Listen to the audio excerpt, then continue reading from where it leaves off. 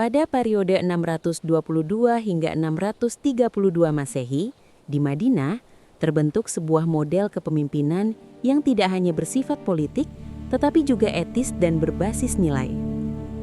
Kepemimpinan dalam Islam pada masa ini tidak dibangun di atas kekuasaan semata, melainkan pada tanggung jawab moral dan amanah.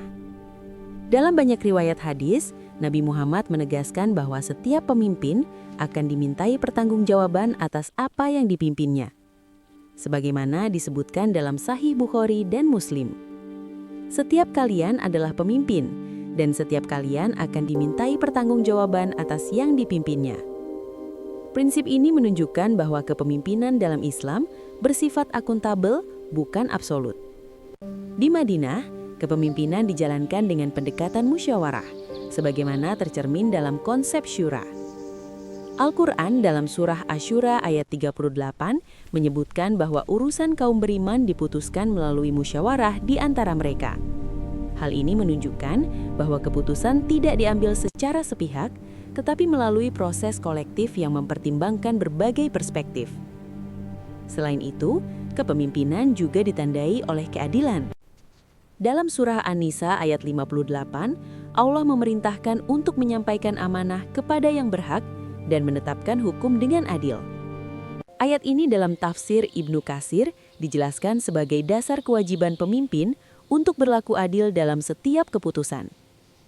Dalam praktiknya, kepemimpinan di Madinah tidak membedakan antara kelompok sosial, suku, atau status.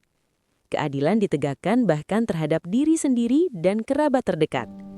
Hal ini menunjukkan bahwa standar kepemimpinan dalam Islam bersifat universal dan tidak diskriminatif.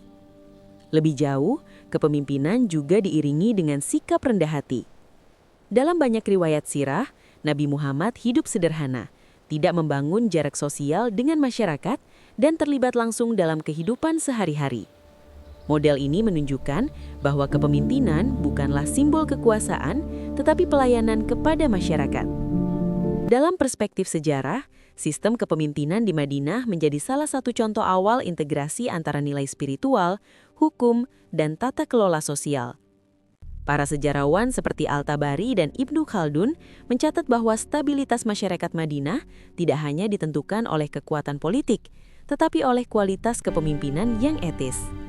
Dengan demikian, standar kepemimpinan dalam Islam bukan hanya tentang kemampuan memimpin, tetapi tentang integritas, keadilan, tanggung jawab, dan pelayanan. Sebuah model yang tidak hanya relevan pada masa itu, tetapi juga menjadi referensi dalam kajian kepemimpinan hingga hari ini.